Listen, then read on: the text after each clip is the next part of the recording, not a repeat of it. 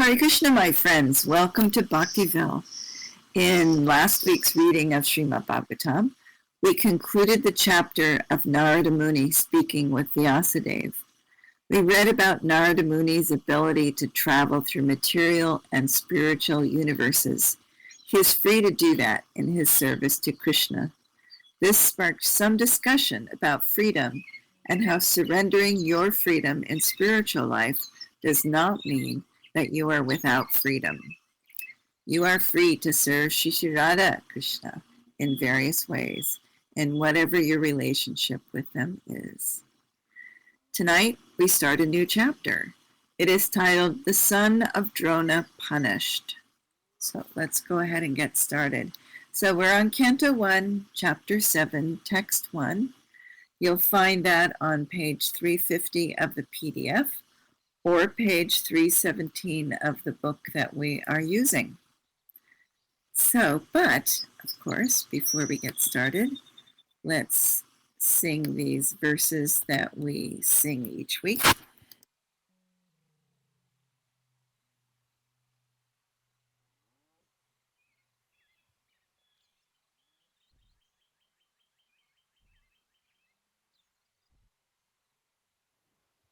And I think I got lost there for a minute. Sorry about that. So, let's offer our obeisances to Srila Prabhupada first.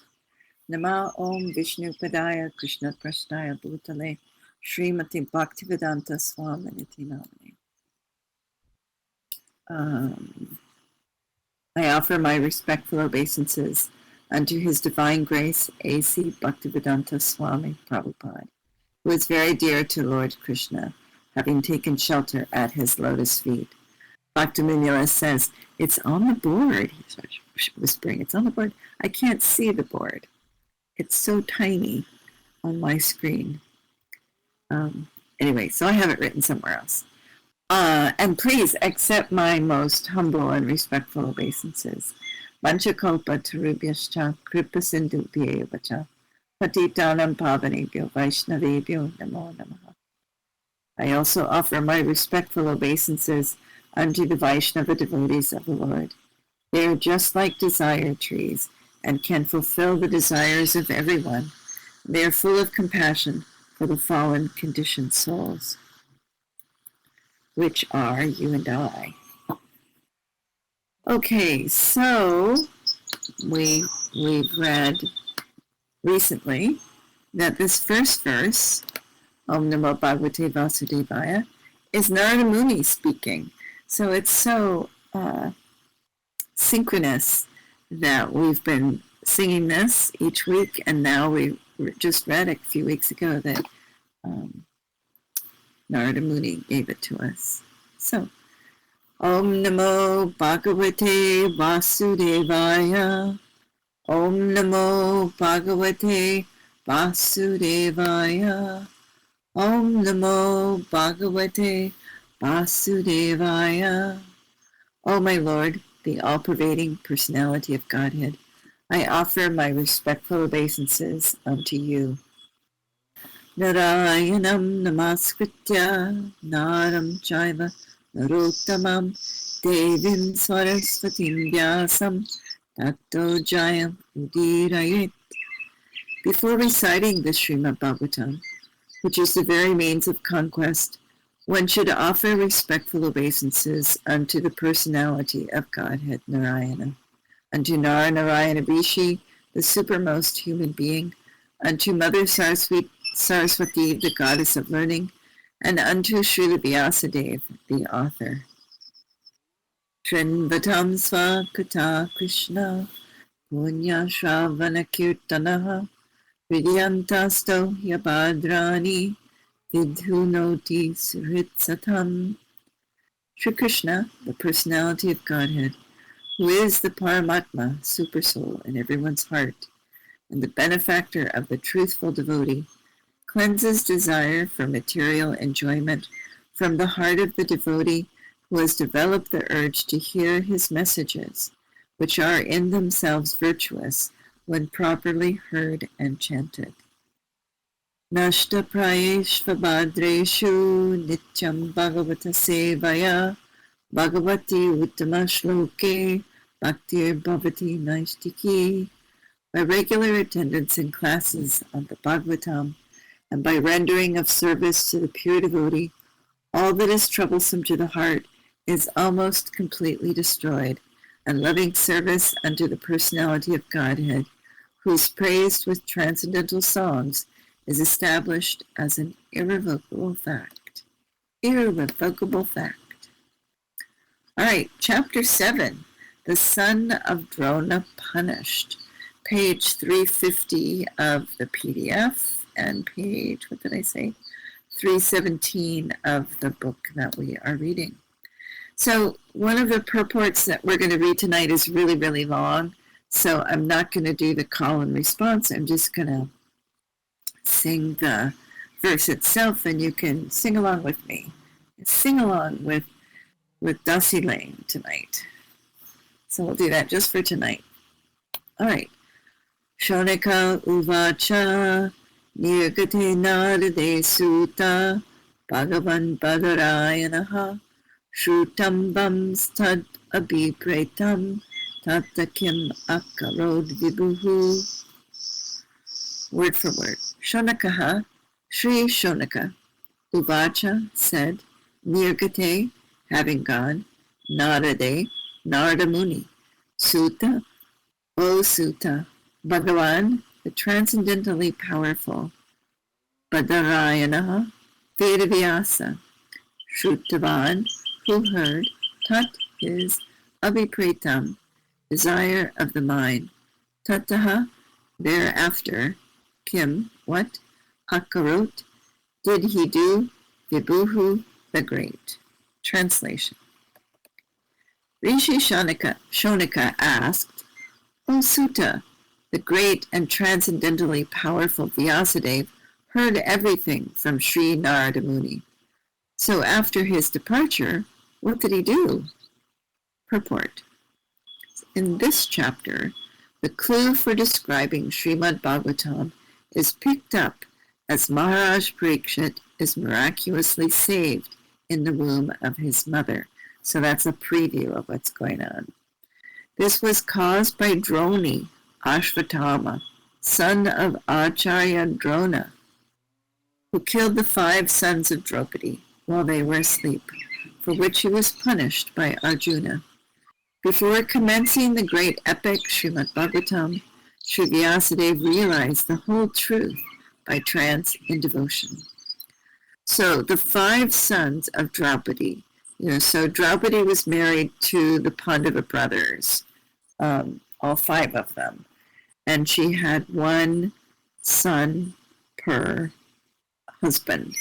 So they are collectively known as the Draupadayas or the Upapandavas, and their names are Prativindya from Yudhishthir, Sutasoma, Bhima's son, Shrutakarma, Arjuna's son, Shantanika, Nakula's son, and Shrutasena, Sahadev's son. So they were all killed by Droni, Ashvatthama. Okay, so just to clear that up, text 2. Again, I'll just sing it and we'll sing along together. Sutta uvacha brahmanadyam sarasvatyam ashrama paschime tate samyaprasa iti prokta rishinam satra vardanaha. Word for word. Sutaha, Sri Sutta, uvacha said, Brahmanadyam, on the bank of the on the bank of the river, intimately related with Vedas, Brahmanas, saints and the Lord, Sarasvatyam, Saraswati, Ashramaha, cottage for meditation, Paschime, on the west, Tate, bank, Samya Prasaha, The place name Samyaprasa iti, thus Proktaha, said to be Rishinam of the sages, Satravardhanaha, that which enlivens activities. Translation. Sri Sutta said, on the western bank of the river Saraswati, which is intimately related with the Vedas, there is a cottage for meditation at Samyapras, which enlivens the transcendental activities of the sages. Purport. For spiritual advancement of knowledge, a suitable place and atmosphere are definitely required. The place on the western bank of the Saraswati is especially suitable for this purpose, and there is the ashram of Vyasadeva at Samyapras. Srila Vyasadeva was a householder, yet his residential place is called an ashram. An ashram is a place where spiritual culture is always foremost. It does not matter whether the place belongs to a householder or a mendicant. The whole varnashram system is so designed that each and every status of life is called ashram. This means that spiritual culture is a common factor for all. Just a second, my sound, the music came back on again. The brahmacharis, the grihastas, the vanaprasthis, and the sannyasis all belong to the same mission of life, namely realization of the Supreme. Therefore, none of them are less important as far as spiritual culture is concerned. The difference is a matter of formality on the strength of renunciation. The sannyasis are held in high estimation on the strength of practical renunciation. So the Prabhupada isn't mentioned here, but the Saraswati is now underground. Different people say that it's dried up. Prabhupada says it's underground, and it converges where the Yamuna, the Ganga, and the Saraswati come together, and that's where they have the Kumbh Mela, is that place. So Saraswati is still alive and well. It's not, it's just not seen right now. We'll see if Prabhupada comments on that later on here. All right, text 3. Tasmin sva ashrame vyaso bhadari sandamandite asinopa upasprishya panidadyao manasvayam. Word for word.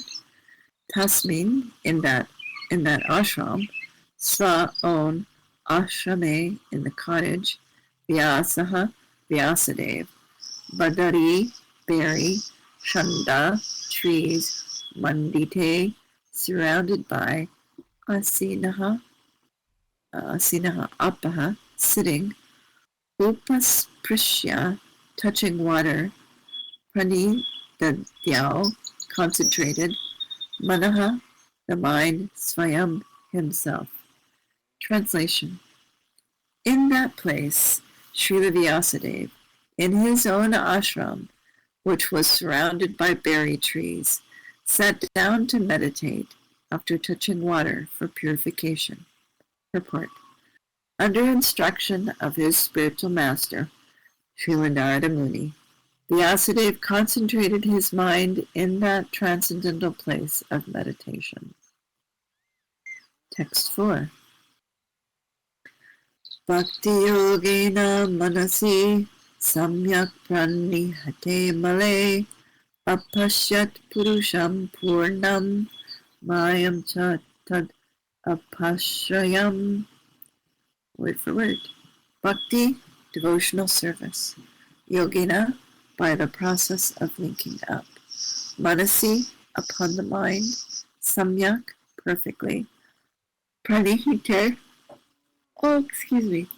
engaged in and fixed up on. Amale, without any matter. Apashyat, sa. Purusham, the personality of Godhead, Purnam, absolute, Mayam, energy, Cha, also, Tat is, Apashrayam, under full control. Translation. Thus he fixed his mind, perfectly engaged it by linking it in devotional service, bhakti yoga, without any tinge of materialism, and thus he saw the absolute personality of Godhead, along with his external energy, which was under full control. Purport. Perfect vision of the absolute truth is possible only by the linking process of devotional service. Is that word linking? There it is. Yogena. Oh, that's nice. So Prabhupada is translating yogena as the linking process. Nice. This is also confirmed in the Bhagavad Gita, and it's bhakti yogena, so the linking process of devotional service. One can perfectly utilize the absolute truth, personality of Godhead, only by the process of devotional service, and one can enter into the kingdom of God by such perfect knowledge. Imperfect realization of the absolute by the partial approach of the impersonal Brahman, or localized Paramatma, does not permit anyone to enter into the kingdom of God. Sri Narada advised Srila Vyasadeva to become absorbed in transcendental meditation on the personality of Godhead and his associates. Srila Vyasadeva did not take notice of the effulgence of Brahman, because that is not absolute vision. The absolute vision is the personality of Godhead, as it is confirmed in the Bhagavad Gita, Vasudeva Sarvamiti. In the Upanishads also, it is confirmed that Vasudeva, the personality of Godhead, is covered by the golden glowing Hiranmayena Patrena veil of impersonal Brahman. And when that curtain is removed by the mercy of the Lord, the real face of the Absolute is seen. The Absolute is mentioned here as the Purusha, or person. The absolute personality of Godhead is mentioned in so many Vedic literatures, and in the Bhagavad Gita, the Purusha is confirmed as the eternal and original person. The absolute personality of Godhead is the perfect person. The Supreme Person has manifold energies, out of which the internal, external, and marginal energies are specifically important. The energy mentioned here is the external energy, as will be clear from the statement of her activities. The internal energy is there along with the absolute person, as the moonlight is there with the moon. The external energy is compared with darkness, because it keeps the living entities in the darkness of ignorance. The word apashrayam suggests that this energy of the Lord is also under full control. The internal potency or superior energy is also called Maya, but it is spiritual Maya, or energy exhibited in the absolute realm. When one is under the shelter of this internal potency, the darkness of material ignorance is at once dissipated. And I just want to point out that this spiritual Maya, the A's are both long, so it's Maya. It's not Maya, it's Maya. It's spiritual. And even those who are Atmaram, or fixed in trance, take shelter of this Maya, or internal energy. Devotional service, or bhakti yoga, is the function of the internal energy. Thus, there is no place for the inferior or material energy, just as there is no place for darkness in the effulgence of the spiritual light. Such internal energy is even superior to the spiritual bliss attainable in the conception of impersonal Brahman. It is stated in the Bhagavad Gita that the impersonal Brahman effulgence is also an emanation from the absolute personality of Godhead Sri Krishna. The Parama Purusha cannot be anyone except Sri Krishna himself, as it will be explained in the later shlokas. So Prabhupada here talks about the three different energies. I can't find it. External, internal, and marginal. We're the marginal energy. I think he didn't see, I don't think he made that clear in there, but so the spirit soul is the marginal energy. We can go either way. We're like fence sitters. We can go either way. Text 5. Yaya samohito jiva atmanam tri gunatmakam paropi manute nartam tatkritam chabipadyate.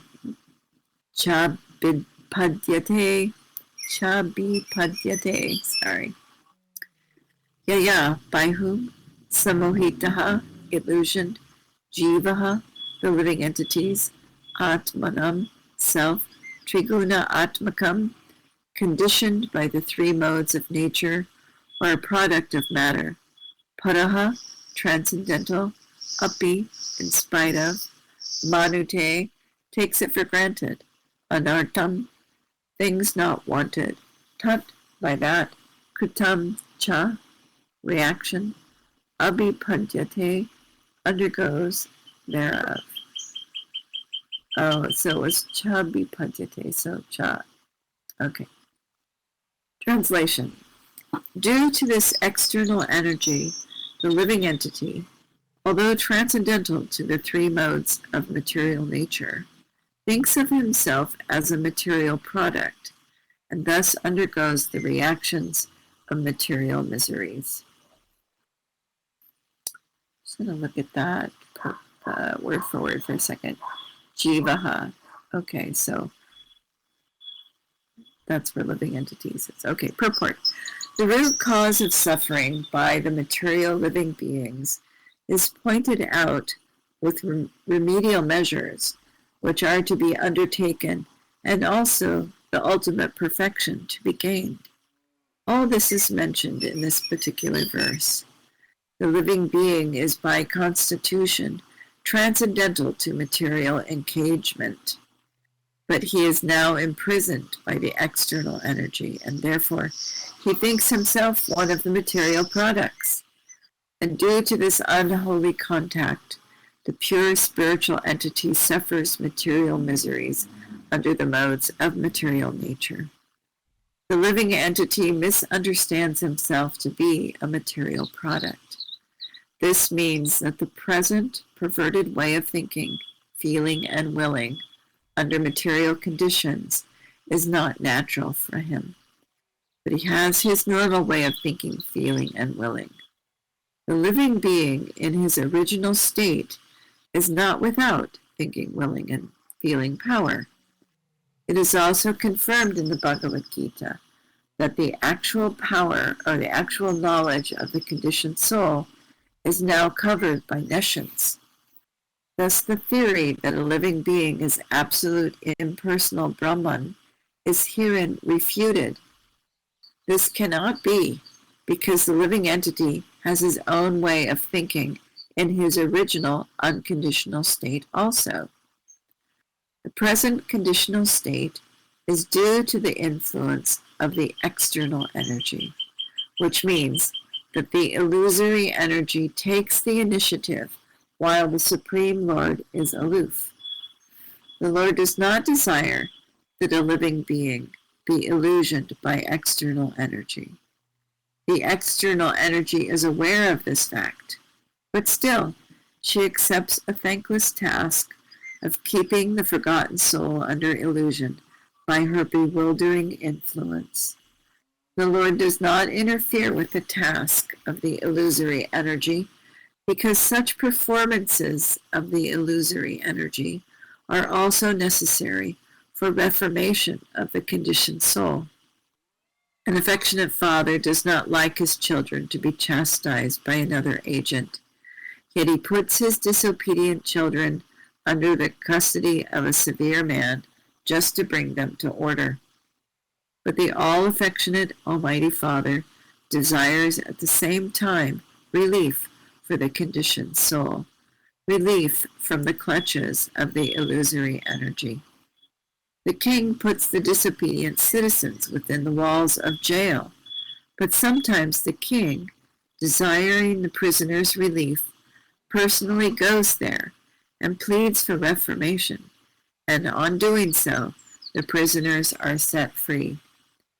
Similarly, the Supreme Lord descends from his kingdom upon the kingdom of illusory energy and personally gives relief in the form of Bhagavad Gita, wherein he personally suggests that the ways of illusory energy are very stiff to overcome, but one who surrenders unto the lotus feet of the Lord is set free by the order of the Supreme.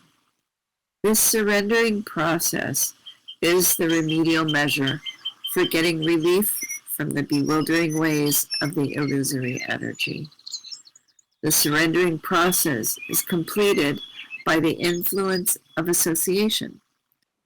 The Lord has suggested, therefore, that by the influence of the speeches of saintly persons who have actually realized the Supreme, people are engaged in his transcendental loving service. The conditioned soul gets a taste for hearing about the Lord, and by such hearing only, he is gradually elevated to the platform of respect, devotion, and attachment for the Lord. The whole thing is completed by the surrendering process. Herein also, the same suggestion is made by the Lord in his incarnation of Vyasadeva. This means that the conditioned souls are being reclaimed by the Lord both ways, namely, by the process of punishment by the external energy of the Lord, and by himself as the spiritual master within and without. Within the heart of every living being, the Lord himself as the Supersoul Paramatma becomes the spiritual master. And from without, from outside, he becomes the spiritual master in the shape of scriptures, saints, and initiator spiritual master. This is still more explicitly explained in the next sloka. Personal superintendence of the illusory energy is confirmed in the Vedas, the Kena Upanishad, in relation to the demigod's controlling power. Herein also, it is clearly stated that the living entity is controlled by the external energy in a personal capacity. The living being thus subject to the control of external energy is differently situated. It is clear, however, from the present statement of Bhagavatam that the same external energy is situated in the inferior position before the personality of Godhead or the perfect being. The perfect being, or the Lord, cannot be approached even by the illusory energy, who can only work on the living entities. Therefore, it is sheer imagination that the Supreme Lord is illusioned by the illusory energy, and thus becomes a living being. That's one argument that Mayavadis use, that he can be illusioned by the illusory energy. Not possible. If the living being and the Lord would have been in the same category, then it would have been quite possible for Vyasadeva to see it, and there would have been no question of material distress on the part of the illusion being, because the Supreme Being is fully cognizant.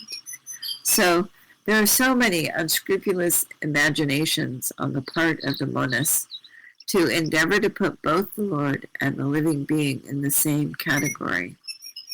Had it been so, then Srila Shukadeva Goswami would not have taken the trouble to describe the transcendental pastimes of the Lord if they were all manifestations of illusory energy? Good point. Srimad Bhagavatam is a summum bonum remedy for the suffering humanity in the clutches of Maya. Srila Vyasadeva, therefore, first of all, diagnosed the actual disease of the conditioned souls, i.e., their being illusioned by the external energy.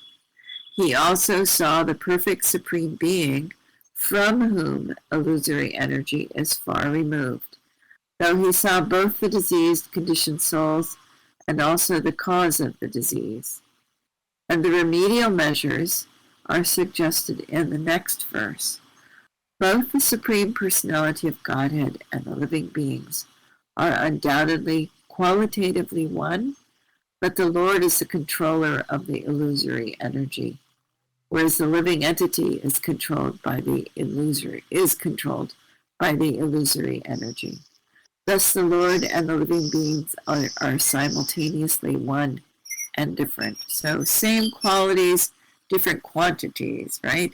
Krishna has much infinite quantity of all of those qualities. We, on the other hand, have infinitesimal amounts of those qualities. Another point Prabhupada says is distinct herein, that eternal relation between the Lord and the living being is transcendental. Otherwise, the Lord would not have taken the trouble to reclaim the conditioned souls from the clutches of Maya. In the same way, the living entity is also required to revive his natural love and affection for the Lord. And that is the highest perfection of the living entity. Srimad Bhagavatam treats the conditioned soul with the aim to that goal of life. And treat as in, this is sweet, that kind of treat. Srimad Bhagavatam treats us with the aim to that goal of life. Oh, Kandita's here. Hey, Hare Krishna, you snuck in there. Yeah, Hare Krishna. Hare Krishna, Hare Bol. Hare Krishna, Hare Bol, Hare Bol. So what text were you reading from? That was text 5. Okay. I know you started at 1, so okay. Yes, exactly. Bhaktiville Okay. says, I have a page with prayer on it inserted right here. It had to be there a long time. I love when that happens.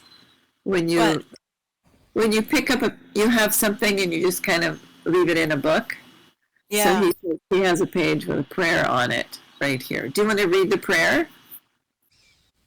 Does it pertain to what we're reading? Bhaktiville, That would be nice.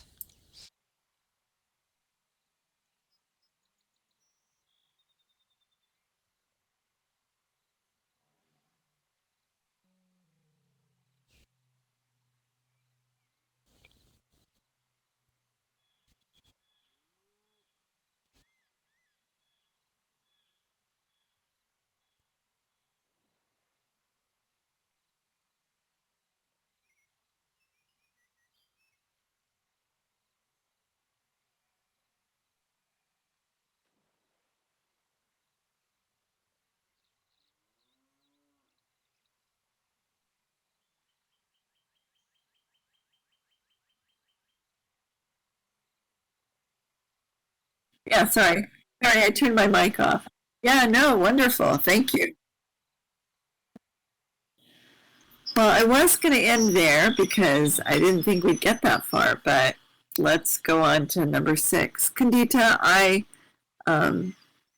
wasn't doing a call and response just because I thought we wouldn't get this far, because that purport was so long, almost 2 pages long, and I wanted to get to that, but we'll do one more verse and then we'll stop.